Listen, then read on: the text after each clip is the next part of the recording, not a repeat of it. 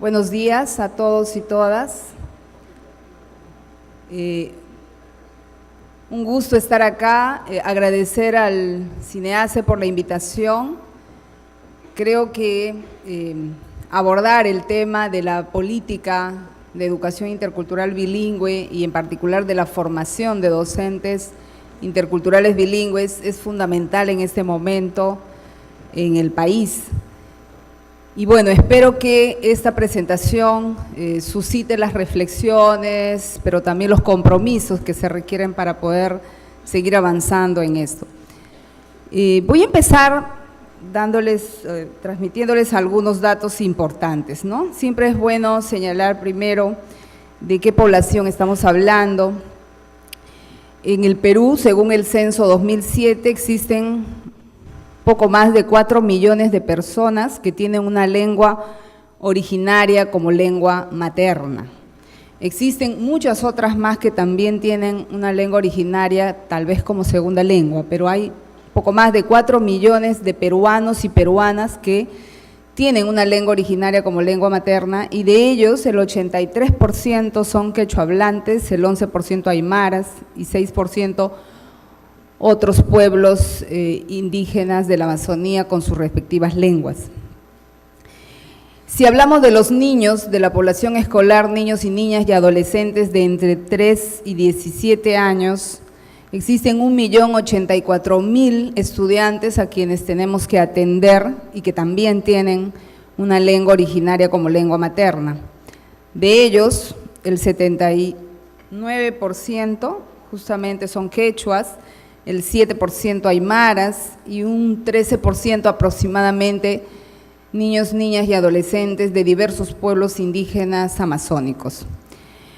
Estos niños pertenecen a aproximadamente 52 pueblos originarios de nuestro país, según el último registro del Ministerio de Cultura, y hablan 47 lenguas aproximadamente también, según el registro que el Ministerio de Educación a través de la DIGEIBIR ha elaborado en los últimos 2 años.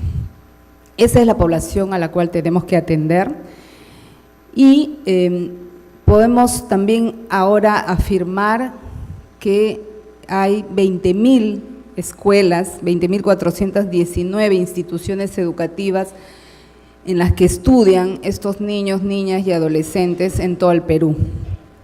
De estas escuelas, un poco más de 17.000 de ellas estudian los niños, los estudiantes tienen la lengua originaria como primera lengua, que es la lengua que aprenden a hablar, es su lengua materna.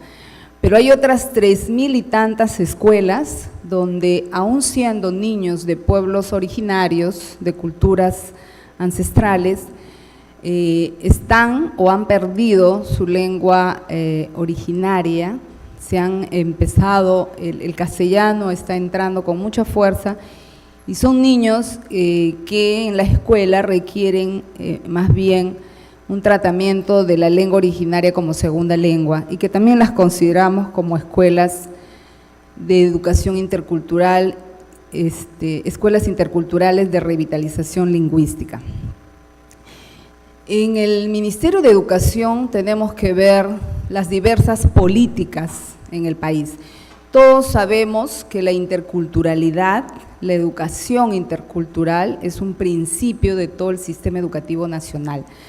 Todos los peruanos y peruanas, todos los estudiantes del país deben recibir una educación intercultural. Pero además de eso, tenemos un mandato específico en el caso de la Dirección General de Educación Intercultural Bilingüe y Rural, y es justamente atender a los niños, niñas y adolescentes de pueblos originarios y de zonas rurales. Es decir, yo me voy a referir a la política de educación intercultural bilingüe y a la formación de docentes bilingües, pero sin antes señalar que la educación tiene que ser y debe ser intercultural para todos, ¿no? Pero además tenemos que trabajar la atención a una población que siempre ha estado poco atendida, por decir de alguna manera, que es la población de niños, niñas y adolescentes de pueblos originarios. Antes de hablar de la formación docente en particular, sí creo que es importante que veamos la política en su conjunto, la política de educación intercultural bilingüe, y ver qué avances se han ido dando en los últimos años que nos permiten también mirar con mayor claridad cómo trabajar lo de la formación docente. Veamos algunos avances. En este momento, nosotros en el Ministerio y como país contamos con un Plan Nacional de Educación Intercultural Bilingüe, que es un plan estratégico para la atención a los niños, niñas y adolescentes de pueblos originarios que va del 2013 al 2021 y que orienta toda la implementación de la política con una visión estratégica, con resultados y metas claras al 2021. En ese plan nacional se espera que al 2021 tengamos en realidad todos los maestros y maestras que necesitamos para atender a los niños, niñas y adolescentes de las 20.000 escuelas, con los materiales que se requieren y con toda una propuesta pedagógica intercultural bilingüe implementándose. Se cuenta también con un sistema de información. Hasta hace un par de años no podíamos ni siquiera decir cuántas escuelas, dónde estudiaban, dónde están estudiando ese 1.084.000 niños, niñas y adolescentes que tienen una lengua originaria. Hoy en día tenemos un sistema de información que nos permite saber dónde están las escuelas bilingües, cuántas escuelas interculturales bilingües hay en cada región, cuántos niños estudian, qué lenguas hablan estos niños en cada región, ¿no? También hemos iniciado y seguimos con un registro de docentes bilingües. Tenemos 38.000 docentes bilingües que voluntariamente se han presentado a ser evaluados en su manejo de la lengua originaria, y estos docentes son los que entran al registro nacional y son los que, como vamos a ver más adelante, también pueden tener acceso a recibir el plus por trabajar en una escuela bilingüe, ¿no? Los que están en la carrera pública magisterial. Y también hemos avanzado en una base de datos sobre pueblos indígenas y lenguas originarias, porque también es importante saber de cuántas lenguas estamos hablando, dónde se ubican, cuántos niños de inicial, primaria y secundaria hablan estas lenguas, en fin. Esos son parte. Aquí tenemos el mapa lingüístico del Perú actualizado. Hacía más de 10 años que no teníamos el mapa lingüístico. Este es el Documento Nacional de Lenguas Originarias del Perú, que ha sido publicado el año pasado y que da cuenta de toda la población que tiene una lengua originaria, dónde está ubicada, cuántos hablantes hay y cuántas escuelas bilingües existen en cada una de estos pueblos y lenguas. Y este también es un documento base que hemos trabajado y con el Ministerio de Cultura sobre una política nacional de lenguas originarias que tiene que empezar a implementarse en el país. Otra cosa que hemos logrado es que para poder trabajar en las escuelas bilingües necesitamos que las lenguas de los niños sean normalizadas, que existan un conjunto de normas para su escritura y que además tengan un alfabeto oficial. De las 47 lenguas que tenemos en el Perú, hay 22 de ellas que ya tienen alfabetos oficiales. Hay 4 que este año se deben concluir. De hecho, el 1 y 2 de agosto de este año se acaba ya de aprobar el alfabeto oficial también de los Iquitu, que es una lengua amazónica de Loreto, y la próxima semana, el 14 y 15 de agosto, se va también a tener el Congreso Final de la Normalización de la Lengua Cocama-Cocamilla. Y hay 2 más, el Marija y el Xihuilo, que se terminan de oficializar y normalizar este año.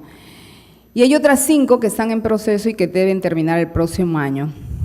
Este proceso de normalización de las lenguas no es solo tener un alfabeto oficial, eso es el primer paso de la normalización. Se requiere un conjunto de normas de escritura para poder hacer los materiales, para poder hacer las guías y todo lo que se requiere para implementar la educación intercultural bilingüe.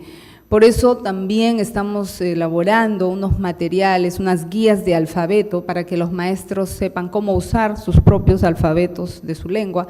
Tenemos 22 guías de alfabetos, 11 manuales de escritura, donde estamos poniendo las normas de escritura consensuadas, pero que siguen en proceso de construcción, de revisión, de mejoramiento, y 5 gramáticas pedagógicas en las 5 lenguas más numerosas.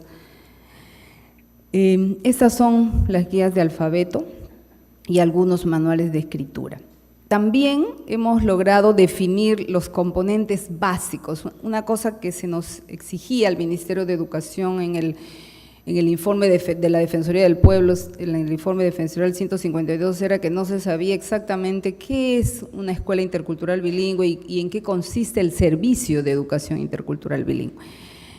Hemos logrado definir que mínimamente hay 3 componentes básicos para poder decir que una escuela está implementando educación intercultural bilingüe.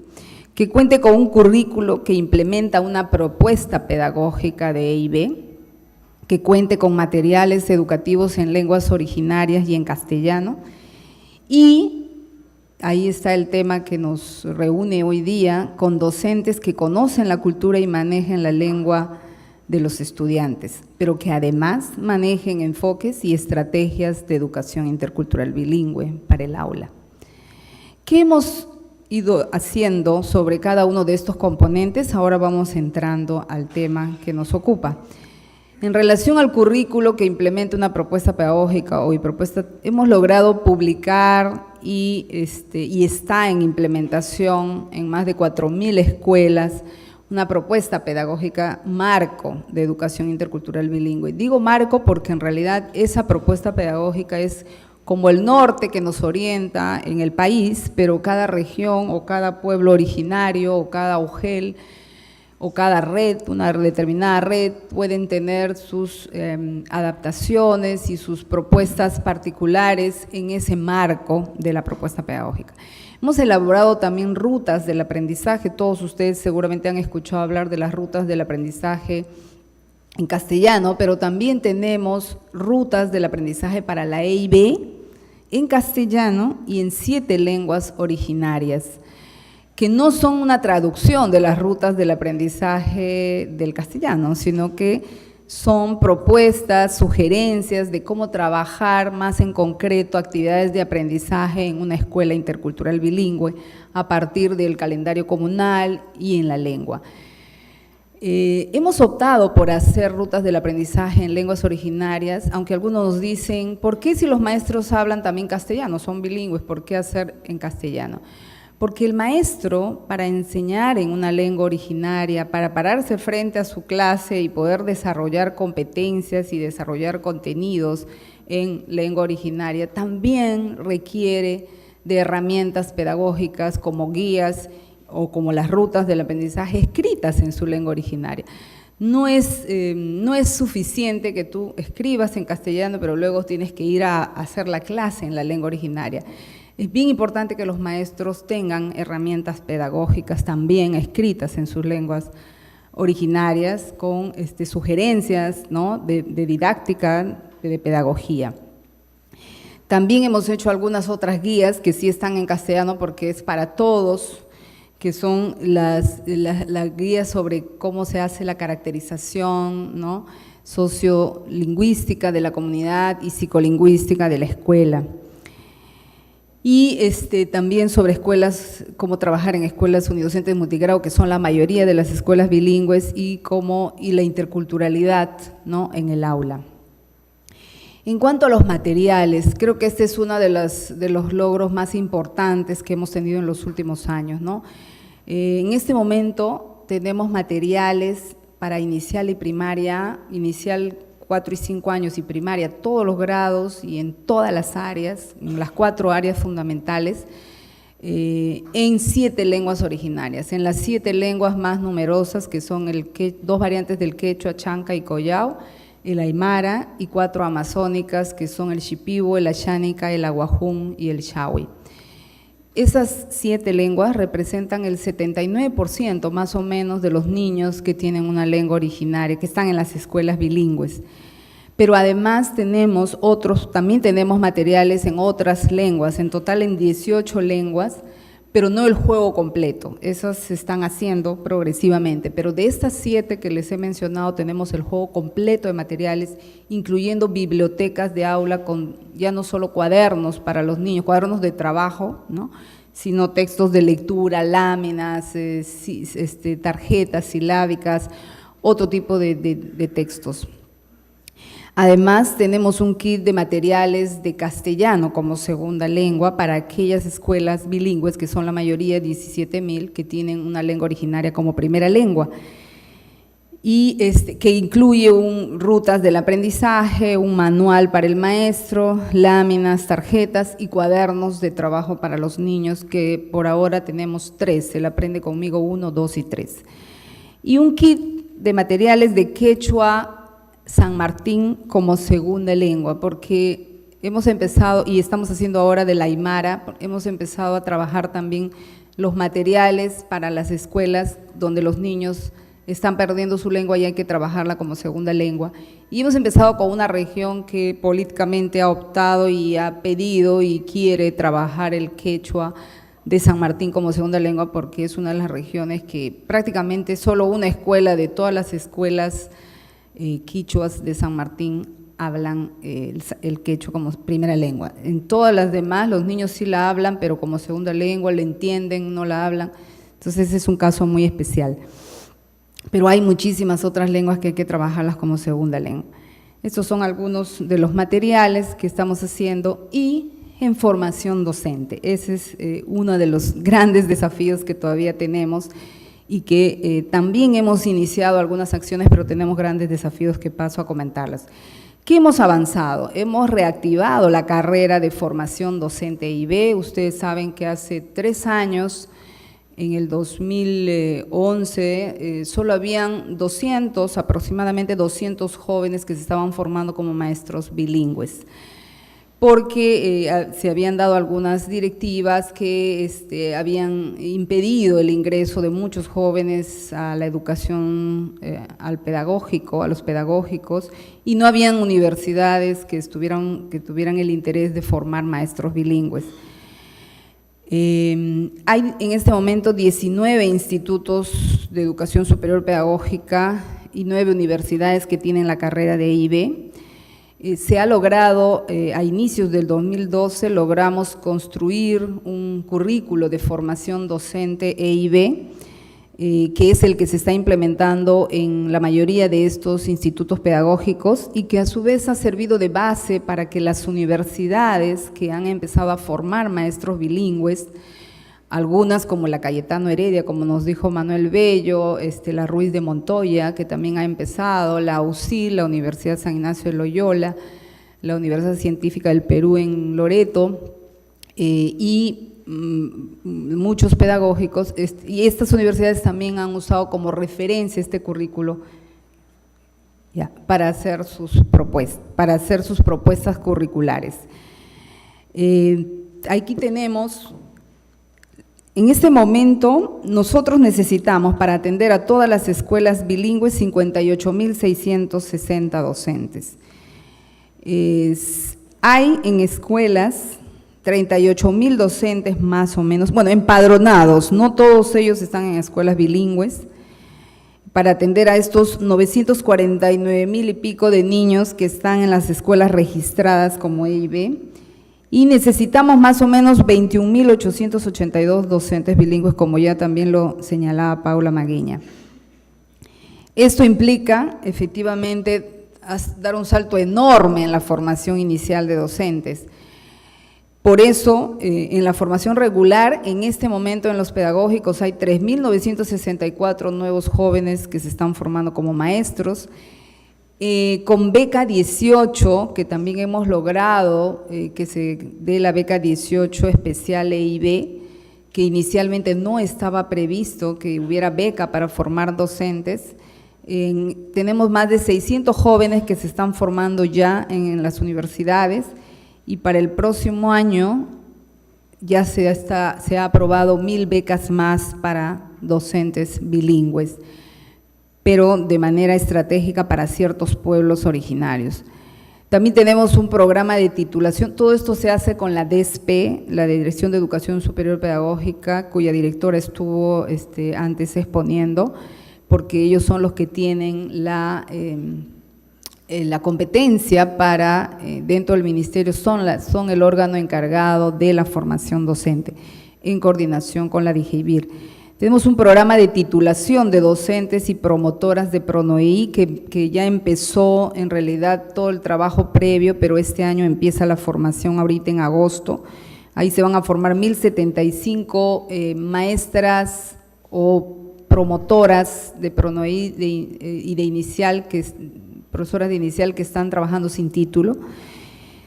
Y se va a brindar también un programa de titulación de docentes de primaria, que es lo que más se necesita en el caso de la Amazonía. Hay muchísimos docentes bilingües trabajando en escuelas bilingües que no tienen título y que no han terminado la carrera docente, y ese es un punto crítico en la Amazonía, incluso dentro de los nombrados, aunque la mayoría son contratados.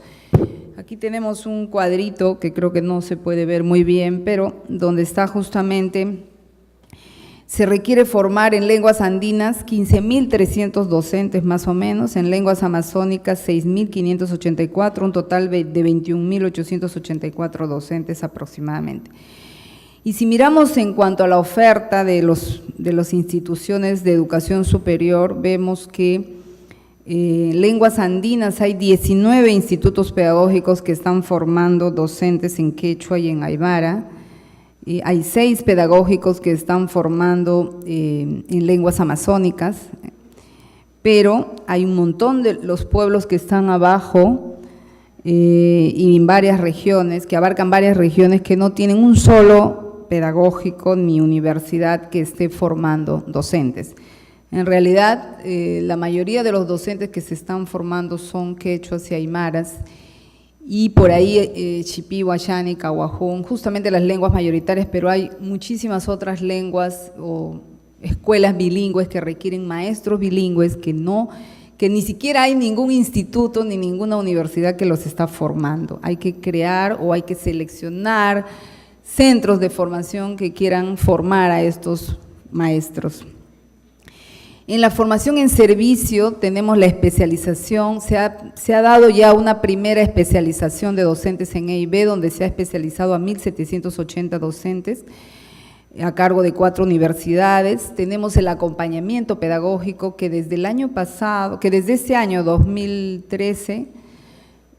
el año pasado 2013, el 14 y el 15, ha puesto bastante énfasis en escuelas bilingües. El 40% de las escuelas acompañadas del PELA son escuelas bilingües, donde estamos intentando que se haga un acompañamiento en EIB, cosa que tampoco hemos logrado en un 100%, pero estamos haciendo todo el esfuerzo para que los acompañantes logren dar este acompañamiento especializado en EIB. También, además, tenemos una estrategia de soporte pedagógico en un conjunto de 72 redes educativas rurales, 73 redes focalizadas desde el 2012, ¿no? Bueno, en realidad desde el 2013 ya dando el soporte pedagógico, y una serie de talleres ya un poco menos menos estructurados, talleres de capacitación a docentes a través de las DRES y UGELS, ¿no? En cuanto al desarrollo profesional de los docentes, sí quisiera remarcar solamente que en el marco de la carrera pública magisterial se ha logrado que exista un plus para el docente bilingüe, ¿no? Hay el plus para el docente de zona rural, unidocente, multigrado, de frontera, que trabaja en el BRAE, y además bilingüe, ¿no? El que trabaja en una escuela bilingüe. Necesitamos además trabajar una normativa que permita que docentes bilingües puedan tener más tiempo para su titulación, porque en el marco de la carrera magisterial en 2 años van a empezar a salir los que no se titulan, y ahí estamos muy preocupados con ese tema y viendo cómo trabajamos una normativa.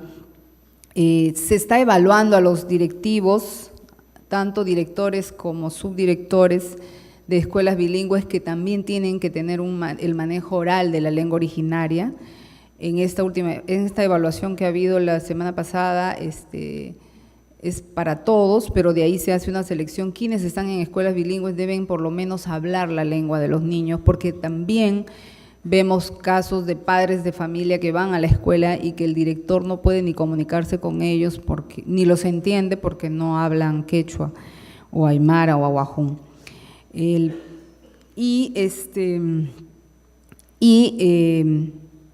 Estamos también viendo un perfil, como ya lo señalaba Paula, un perfil de formadores, de especialistas EIB, ¿no?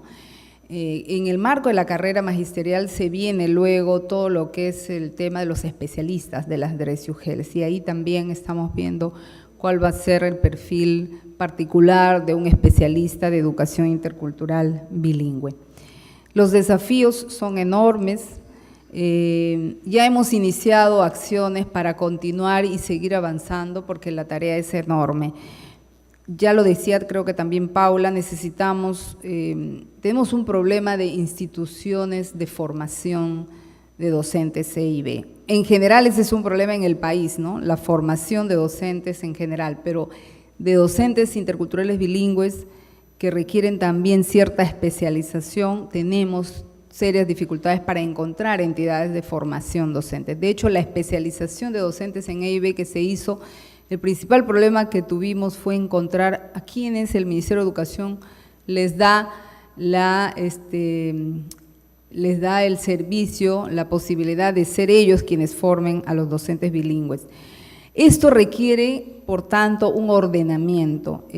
Les decía que hay 29 pedagógicos y 9 universidades en este momento formando maestros bilingües, pero la idea es que vamos a ir especializando, haciendo que estos pedagógicos y universidades se especialicen en determinados pueblos y lenguas originarias, porque si no es imposible atender a toda la diversidad del país. Si todos van a atender a todos, eso no es posible. Entonces, hace falta un ordenamiento de la oferta formativa, que determinados pedagógicos y universidades se especialicen en determinados pueblos y lenguas. Esa es una de las tareas en las que estamos involucrados en este momento. También en definir las características básicas que debe tener la formación docente EIB, sea en un pedagógico o en una universidad. ¿Cuál debe ser el perfil de entrada básico del que ingresa a estudiar para ser maestro bilingüe? El perfil o desempeños de salida, que también habló Paula, ¿no? ¿Cómo debe egresar un joven maestro o una maestra de educación intercultural bilingüe, sea de una universidad o de un pedagógico? El plan de estudios básicos. Nosotros tenemos un currículo que consideramos que es bastante bueno y que nos sirve para poder definir qué es lo básico que debe tener la carrera de docente EIB, el perfil de los formadores de las instituciones de formación docente y cómo debería estar constituido el equipo básico de formadores, tanto un pedagógico como una universidad que ofrece la carrera de educación intercultural bilingüe, cómo debe estar conformado ese equipo, cuánta gente que habla la lengua, cuánta gente que aunque no hable la lengua también puede enseñar diversas otras asignaturas o áreas. Entonces, hay como una composición básica que debe tener el equipo de formadores de un instituto pedagógico o de una universidad. Las características que deben tener los ciclos, si deben haber etapas de trabajo en las comunidades, ¿no? Donde los jóvenes vayan a hacer sus prácticas profesionales, que es fundamental para evitar la erradicación total de los chicos y que ya no quieran volver a sus propias comunidades, y todo un sistema de tutoría especializado en educación intercultural bilingüe. Necesitamos y estamos trabajando en identificar normas que se deben cambiar, que hay que derogar, y otras que hay que diseñar y aprobar para lograr las metas que nos hemos propuesto. Y lo que alguien preguntaba a Paula, ¿no? Esto de cómo concretamos el sistema descentralizado de formación continua en el país, ¿no? ¿Cómo hacemos que efectivamente la formación docente empiece a tener características más regionales, que lo venimos diciendo hace 15 años creo y que todavía no logramos, ¿no? O sea, sigue siendo lo más centralizado creo del sistema, y eso es algo que, bueno, viene de la mano con una decisión política más allá de nuestras posibilidades, ¿no? y la atención a la situación de los docentes contratados, que en el caso de educación intercultural bilingüe son la mayoría. ¿Qué vamos a hacer con estos docentes? El otro día el ministro decía, se está dando 100 soles más de aumento a los docentes, y hay gente que le parecía que eso era populismo, ¿no? O sea, y bueno, es simplemente, no, estamos hablando de docentes que ganan 900 o 1000 soles y que no están ni siquiera al nivel de los del primer nivel de la carrera magisterial, que ya es bastante bajo también.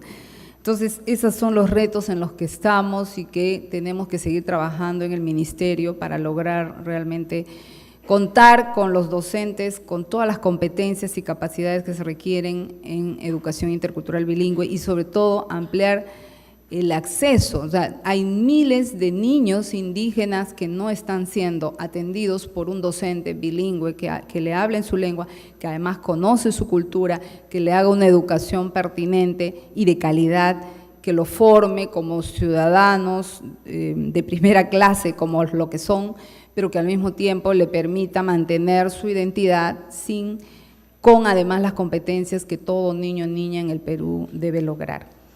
Muchas gracias.